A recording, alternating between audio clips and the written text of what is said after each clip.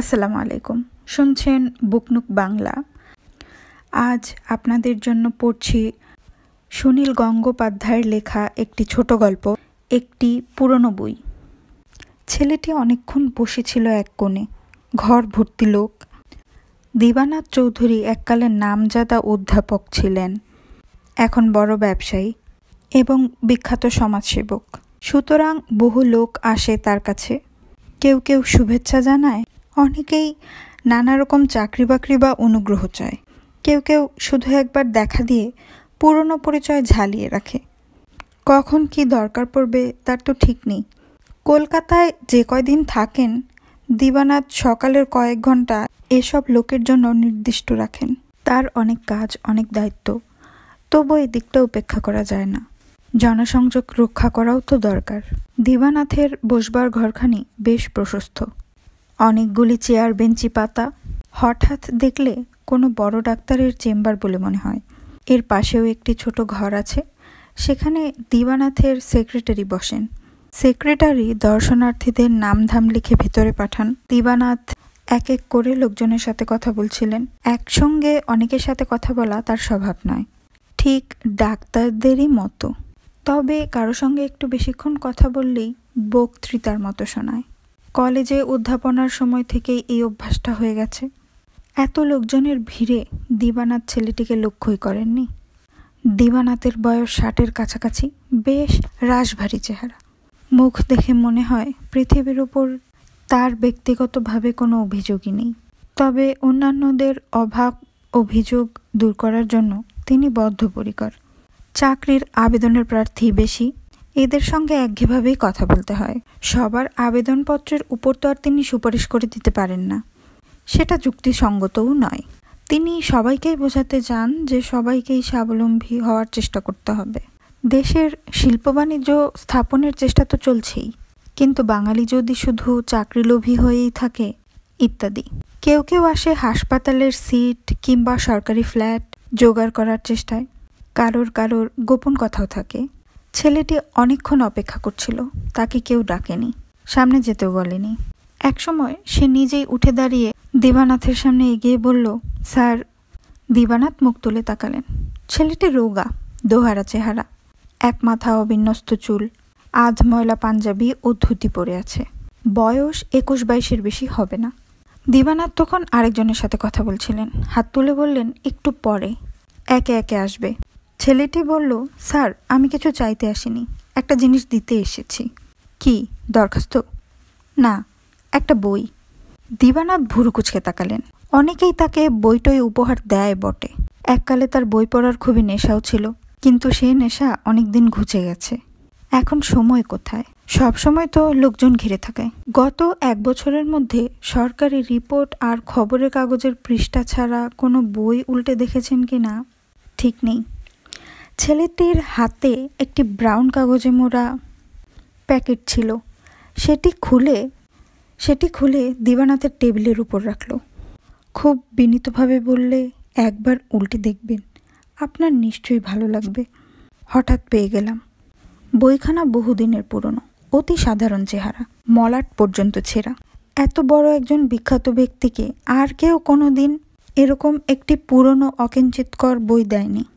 দিবানাথ অবাক হয়ে জিজ্ঞেস করলেন, এটা কি? ছেলেটি বলল, কলেজ স্ট্রিটের পুরনো বইয়ের দোকানে পেলাম। একবার চোখ না বুলিয়ে পারা যায় না। দিবানাথ নিয়ম রক্ষার জন্য বইয়ের পাতা উল্টালেন।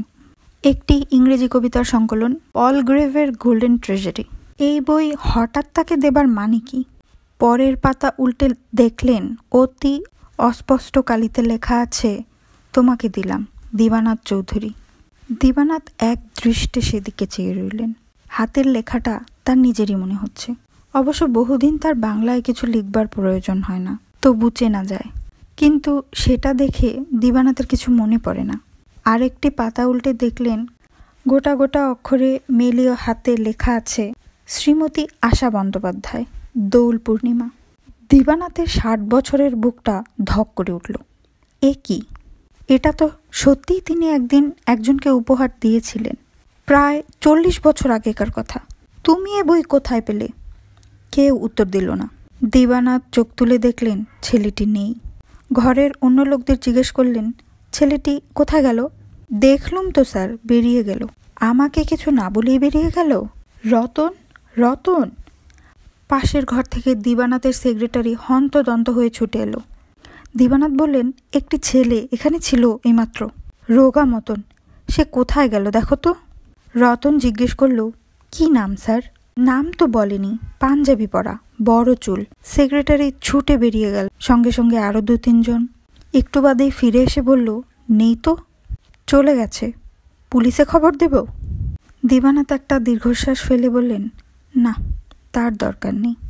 আর কারও সাথে কথা না বলে দিবানাথ বইটার পাতা উল্টাতে লাগলেন। একসময় এইসব কবিতা মুখস্থ ছিল তার। আশাকে এর থেকে কবিতা পড়ে শোনাতেন। অতি কষ্টে 2 পয়সা 4 পয়সা করে জমিয়ে এই বইটা কিনে উপহার দিয়েছিলেন আশাকে। তখন বইটার দাম ছিল মাত্র 2 টাকা। বইটা পেয়ে আশা খুব খুশি হয়েছিল। দিবানাথ যেন স্পষ্ট দেখতে পাচ্ছেন আশার হাস্যোজ্জ্বল মুখ এই 40 বছর পরেও। তখন ব্রিটিশ আমল, দেশ জুড়ে অত্যাচার চলছে, চাকরি বাকরির অবস্থা খুবই খারাপ। সহায় সম্বলহীন দিবানাথ এই কলকাতায় কতদিন কলের জল খেয়ে কাটিয়েছেন। চাকরির জন্য হন্যে হয়ে ছুটেছেন কত লোকের কাছে, কেউ পাত্তা দেয়নি। সামান্য একটা টিউশনই ছিল সম্বল। সেই সূত্রেই আশার সঙ্গে আলাপ। প্রাণ দিয়ে ভালোবাসতেন আশাকে।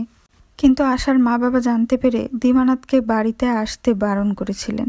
পড়াশোনায় ভালো ছিলেন দিবানাথ, তবু পাত্র হিসেবে তাকে পছন্দ করেননি তারা। আশার বিয়ে দিয়েছিলেন একজন ইঞ্জিনিয়ারের সঙ্গে। আজ ওরকম কত ইঞ্জিনিয়ার দিবানাথের কাছে হাত জোর করে বসে থাকে। দিবানাথের বুকের মধ্যে কষ্ট হতে লাগলো। আশা কোথায় আছে এখন? বেঁচে আছে কিনা তাও তিনি এখন জানেন না। কিন্তু এতকাল পরে তার এই দুঃখের কথা মনে করিয়ে দিয়ে লাভ কি? ছেলেটি কে? কেন এসেছিলেন?